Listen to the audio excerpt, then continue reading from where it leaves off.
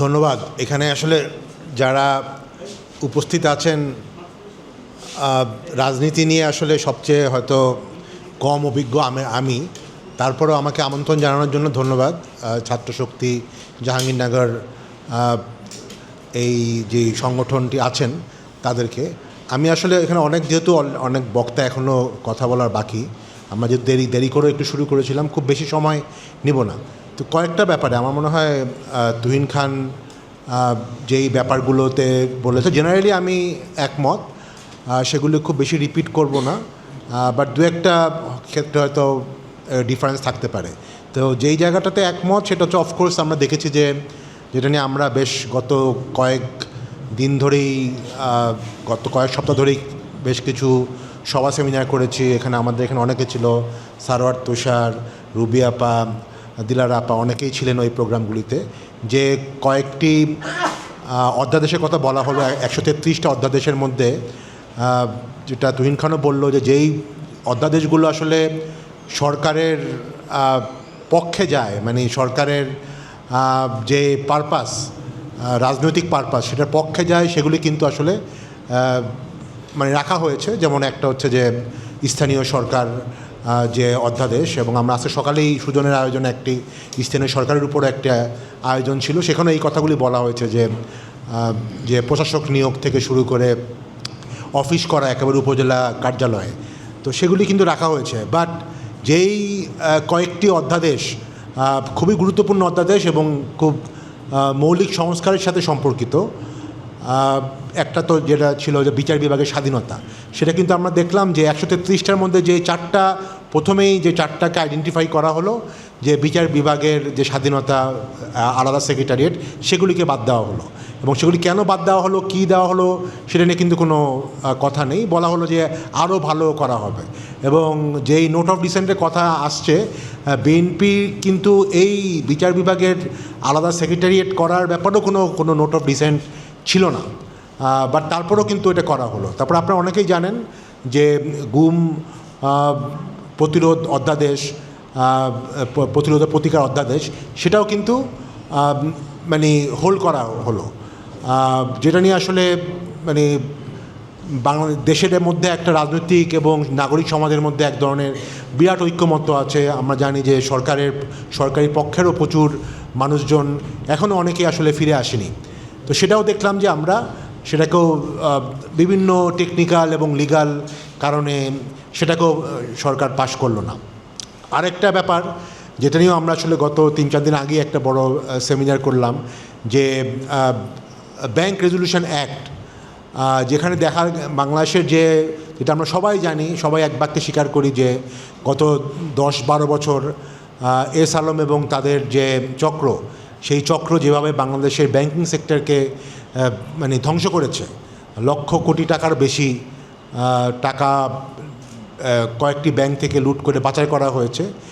যাদেরকে আসলে শাস্তি দেওয়া দরকার, তাদের জন্য আসলে শাস্তি না দিয়ে তাদেরকে যাতে এই ব্যাংকগুলিতে আবার কিভাবে তারা ফেরত আসতে পারে, সেটার ব্যাপারে কিন্তু আমরা দেখলাম যে ব্যাংক রেজলিউশন অধ্যাদেশকে অ্যামেন্ড করা হলো, যাতে পুরনো মালিকরা আবার ফিরে আসতে পারে। এবং আমরা গতকালও দেখলাম যে একটি মালিক অলরেডি অধ্যাদেশের 1 সপ্তাহ পরেই অলরেডি অ্যাপ্লাই করেছে যে তারা ফিরে আসতে চায়, বা তারা আবার যাতে এই যে মার্জারটা হওয়ার কথা ছিল, একীভূতকরণ, যাতে না তাদের ব্যাংকে আলাদা করা হয়। তো আমরা দেখছি যে সব কিছুই কেন জানি মনে হচ্ছে একটা মানে প্ল্যানের মধ্যে, যেটা অনেক ক্ষেত্রে মেটিকুলাস প্ল্যান, আসলে আমার কাছে মনে হয় মেটিকুলাস প্ল্যান বোধহয় অলরেডি আমরা গত 1-2 মাস ধরে দেখছি বিভিন্ন জায়গায়, পার্টিকুলারলি আইন সংশোধন এবং এই সংস্কার বাস্তবায়নের ক্ষেত্রে। তো জুলাই সনদের ক্ষেত্রে যে কথা যেটা হয়েছে, জুলাই সনদ এবং গণভোটের ক্ষেত্রে কিছু কিছু জায়গায় তুহিন খান বলেছে, হ্যাঁ আমিও একমত, দ্যাট কিছু কিছু জায়গায় হয়তো তত্ত্বাবধায়ক ডক্টর আলী রিয়াজের নেতৃত্বাধীন যেই ঐক্যমত্য কমিশন এবং যেই টিমটা কাজ করেছে, তাদের হয়তো আরও একটু বেশি দরকার হলে আরও বেশি সময় দিয়ে হলেও যে প্রক্রিয়াটা হবে, সেই প্রক্রিয়ার মধ্য দিয়ে আসলে সংবিধান সংশোধন হবে, গণভোটটা কীভাবে হবে, এটা হয়তো আরও যদি ঐক্যমত্য করা যেত তাহলে হয়তো ভালো হতো। বাট আবার এ কথাটাও ঠিক কিন্তু যে গণভোটের মাধ্যমে যে এই জিনিসটা হবে, সেটা কিন্তু আমি যদি ভুল না করে থাকি, এখানে সারোয়ার তুষার আছেন, একেবারে যে বিএনপির পক্ষ থেকে যিনি রিপ্রেজেন্ট করতো সালাউদ্দিন আহমেদ সাহেব, উনি কিন্তু আসলে গণভোটের যে কারণে কয়েকটি রাজনৈতিক দল কিন্তু বলেছিল গণভোটটা আগে হবে। তো বিএনপির মানে ইনসিস্টেন্সের জন্যই কিন্তু আসলে গণভোট এবং মেইন ভোটটা একসাথে করা হয়েছিল, এবং গণভোটের মাধ্যমেই যে আসলে সংবিধান সংস্কার করা হবে এবং এটা এই সংস্কারগুলো যেগুলো মৌলিক সংস্কার, যেগুলো আসলে শুধুমাত্র 2/3 মেজরিটিতে করা যায় না, সেগুলি যে আসলে গণভোটের মাধ্যমেই একটা আইনগত বৈধতা পায়, সেটা কিন্তু অলরেডি এটার ব্যাপারে কিন্তু কোনো ধরনের আপত্তি ছিল না। এখন গণভোটের প্রশ্ন নিয়ে হয়তো কিছু আপত্তি থাকতে পারে, but what ever the case is, গণভোটে কিন্তু এই প্রশ্নগুলো করা হয়েছে এবং 70%, প্রায় 70% লোক কিন্তু এই গণভোটের ব্যাপারে পজিটিভ রায় দিয়েছে, হাঁ ভোট দিয়েছে। এবং যেটা তুহিন খান বলল যে আসলে 50% ভার্সেস 70%, 50% লোক তো আসলে একটা রাজনৈতিক দলকে দিয়েছে, তারা যদি কোনো কিছু না চায় তাহলে কি হবে। দেখেন এই 70%-এর মধ্যে কিন্তু সরকারি দলের বা যারা বিএনপিতে ভোট দিয়েছে তাদেরও একটা বড় অংশ আছে। আমার তো মনে হয় যে অ্যাটলিস্ট বিএনপির 1/3 বা অলমোস্ট হাফ লোক কিন্তু গণভোটে হাঁ ভোট দিয়েছে। বিএনপি করা অর্থই না যে তারা বিএনপি সাপোর্ট দেওয়া অর্থই না যে তারা এই দলটি যা বলবে তাই অন্ধভাবে বিশ্বাস করবে, তাই না? তারা বিএনপিকেও ভোট দিয়েছে, সাথে করে এই সংস্কার প্রস্তাবগুলিকেও তারা ভোট দিয়েছে। তারা তো, আমি এটা না বোঝার কারণ নাই যে তারা যদি কোনো রাজনৈতিক দলের ইশতেহার দেখে ভোট দিতে পারে, ইশতেহার মানে একটা বই দেখে ভোট দিতে পারে, আর গণভোটের এই 4টা সংশোধনের ব্যাপারে বা 4টা প্রস্তাবের ব্যাপারে তারা না বুঝে ভোট দিয়েছে। অতএব সেই জায়গাটাতে কিন্তু আমি মনে করি যে এই যে 70% লোক ভোট দিল, যার মধ্যে একটা বড় অংশ বর্তমান সরকারি দলকেই তারাও ভোট দিয়েছে, তাদের এই রায়টাকে যদি প্রশ্নবিদ্ধ করা হয়, যে যদি বলা হয় যে জনগণ না বুঝে ভোট দিয়েছে এবং এটার আইনগত বৈধতা নেই, এই ব্যাপারটা আমার কাছে ফ্র্যাঙ্কলি মনে হয় এক ধরনের জনগণের সাথে প্রতারণা। এখন প্রতারণা অনেকে করতে পারে, এসালম প্রতারণা করা এক জিনিস, আর একটা রাজনৈতিক দলের প্রতারণা কিন্তু আরেক জিনিস, তাই না? এসালম টাকা নিয়ে দেশ থেকে ভেগে গেছে, ওর দেশে না আসলেও সমস্যা নাই, কিন্তু একটা রাজনৈতিক দলের কিন্তু আসলে রাজনীতি করতে হবে। জনগণের সাথে যদি সে প্রতারণা করে, টুডে অর টুমরো আমরা কিন্তু দেখেছি এর পরিণতি আসলে কি হয়। এখন এই প্রশ্নটা আমার খুবই আশা স্বাভাবিক যে এটা আমি বুঝতেছি, আপনারা বুঝতেছেন, অনেকে বুঝতেছে, কিন্তু যে বর্তমান সরকারি দল কি বুঝে না যে এইটার একটা পলিটিক্যাল কস্ট আছে। এই যে গণভোট নিয়ে যে সরকারের নানা ধরনের ছলচাতুরি, এটা কি সরকারি দল বুঝে না, বা তাদের যে রাজনৈতিক দল যারা নেতা তারা বুঝে না? আমি তো মনে করি যথেষ্ট স্মার্ট, না বোঝার কোনো কারণ নেই। বাট যেটা আমার আশঙ্কা, যেটা আমি বিভিন্ন গত কয়েকটা সেমিনারে বলেছি, যে নর্মালি রাজনৈতিক দলগুলো জানে তাদের যদি কোনো ধরনের রাজনৈতিক ব্যাপারে যদি তারা নেগেটিভ ব্যাপারটা তাদের জন্য আসলে তখনই কনসার্ন যখন তারা জানে যে এটার একটা ইলেকটোরাল ইমপ্লিকেশন আছে। সোজা বাংলা কথা, তাই না? কারণ শেখ হাসিনা কিন্তু যে আনপপুলার হয়ে যাচ্ছে, শেখ হাসিনা কি জানতো না? অফকোর্স জানতো, যতই না এনডিআই সার্ভে হোক না কেন। শেখ হাসিনা আমার ধারণা 2010 সাল থেকেই কিন্তু শেখ হাসিনা 2020 সাল থেকে কিন্তু শেখ হাসিনা সরকার ভালো করেই জানে যে তারা ভেরি আনপপুলার। বিভিন্ন ইন্টারনাল সার্ভেতে কিন্তু তারা জানে, কিন্তু তারপরও কিন্তু তারা অনেক কিছুই করেছে। এই রোডম্যাপটা মাথায় রেখে যে আসলে 2024 সালে যে ইলেকশনটা হবে সেটা তো তারা কোনোভাবেই সুষ্ঠুভাবে তারা করতে দিবে না, তাই না? এবং তারাও চেয়েছে আসলে যাতে এখানে অপোজিশন ইলেকশনে পার্টিসিপেট না করে।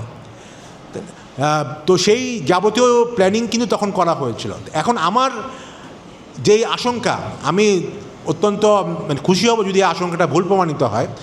আমার আশঙ্কা হচ্ছে যে সরকার গত 1.5-2 মাস যেই সংস্কারগুলো, পার্টিকুলারলি যেটা বলা হলো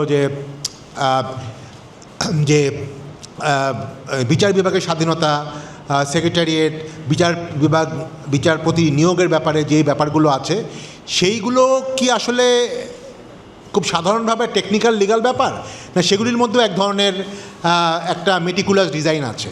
আমি এই জন্য বলতেছি, আপনারা অনেকে জানেন যে বিচার বিভাগ এই গণভোটের যেই প্রথম প্রশ্নটা প্রশ্নই কিন্তু আছে যে এইখানে যারা ঐক্যমতের মাধ্যমে যেই প্রসেসটা করা হয়েছিল যে তত্ত্বাবধায়ক সরকার কীভাবে গঠিত হবে, এবং এবং ইলেকশন কমিশন কীভাবে গঠিত হবে সেই ব্যাপারে কিন্তু এক ধরনের একটা রোডম্যাপ আছে, যেটা গণভোটের মাধ্যমে।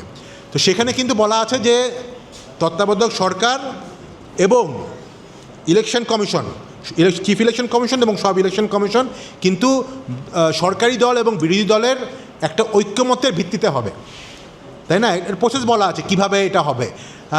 একটা কমিটি হবে যেখানে দুই সাইড থেকেই ইকুয়াল রিপ্রেজেন্টেশন হবে এবং তার মাধ্যমে এটা হবে। তো ওইটা হলে না অ্যাটলিস্ট একটা ফেয়ার ইলেকশনের পসিবিলিটি তৈরি হয়। হ্যাঁ, কিন্তু আপনারা জানেন যে ত্রয়োদশ সংশোধনীর মাধ্যমে কিন্তু আবার আরেকটা রায়ও আছে, যেখানে বলা হচ্ছে যে বিচার বিভাগের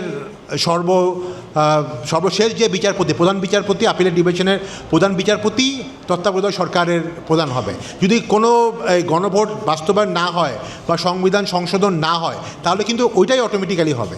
দ্যাট মিনস বিচার বিভাগের খাতে কিন্তু আসলে তত্ত্বাবধায়ক সরকারের ব্যাপারটা চলে যাচ্ছে। তো এখন আপনারা একটু মিলাই দেখতে পারেন যে একদিকে বিচার বিভাগের হাতে তত্ত্বাবধায়ক সরকার চলে যাচ্ছে, আবার আরেকদিকে বর্তমান সরকার অ্যাপয়েন্টমেন্ট করতে, বিচার বিভাগের যে অ্যাপয়েন্টমেন্টগুলো সেই অ্যাপয়েন্টমেন্টগুলো নিজের হাতে রাখতে চাচ্ছে, তাই না? এবং এই আলাদা সেক্রেটারিয়েট যে না হওয়াটা কিন্তু সবচেয়ে বড় একটা টুল। যতদিন পর্যন্ত না সেক্রেটারিয়েট আলাদা হবে বিচার বিভাগে, ততদিন পর্যন্ত কিন্তু এই কন্ট্রোলগুলো, বিচার বিভাগের এই কন্ট্রোলগুলো সরকার খুব ইজিলি করতে পারে। তো আপনারা, আমার ধারণা এই যে কানেক্টিং দ্য ডট যেটা আমরা বলি সেটা খুব ইজিলি কিন্তু বোঝা যাচ্ছে। তো আমার আসলে আশঙ্কা হচ্ছে, আমি এখন মোটামুটি ধরেই নিছি যে বর্তমান সরকার গণভোটের আদেশ যেটা জনরায় বাস্তবায়ন করবে না। খুবই দুঃখজনক, খুবই হতাশার ব্যাপার, বাট এটাই প্র্যাকটিক্যাল যেটা মনে হচ্ছে। এবং সেই ক্ষেত্রে অপোজিশন, আমাদের এখানে অপোজিশনের অনেকে আছেন, তারা কদ্দূর এটা আদায় করে ছাড়তে পারবে I am not sure. But একটা জিনিস বোঝা যাচ্ছে যে অনেক কিছুই হয়তো আমরা যেই 15 বছর, গত 15 বছর তত্ত্বাবধায়ক সরকারের, আমি শেষ করছি, তত্ত্বাবধায়ক সরকারের যেই আন্দোলন এবং সেটাতে হাজারের বেশি লোক মারা গেছে, শুধু জুলাই না, তারও অনেক আগে থেকেই লোক মারা গেছে, সেটার একটা বড় রাজনৈতিক একটা লক্ষ্য ছিল যে আমরা একটা যাতে হ্যান্ডওভার অফ পাওয়ার, যাতে সুষ্ঠু নির্বাচনের মাধ্যমে পাওয়ার হ্যান্ডওভার হয়। আমি কিন্তু আসলে 2030 সালের যে সুষ্ঠু নির্বাচনের মাধ্যমে পাওয়ার হ্যান্ডওভার হবে সেটার ব্যাপারে কিন্তু আমার আশঙ্কা দিনে দিনে বাড়ছে। এবং সেইটারই আসলে আমার কাছে মনে হয় আমাদের অনেকেরই আসলে সেই ব্যাপারটা এখন থেকেই হয়তো আমাদের রেইজ করা উচিত, কিভাবে আমরা আগামী নির্বাচনটা সুষ্ঠুভাবে করতে পারি এবং একটা সুন্দর সিস্টেমের মাধ্যমে করতে পারি, যাতে জনগণের ভোটের অধিকার আমরা আবার ফেরত পেতে পারি। তো আমি আর কথা বলবো না, এখানে অনেক বিদগ্ধ ব্যক্তিরা আছেন, ওনাদের থেকে শুনবো।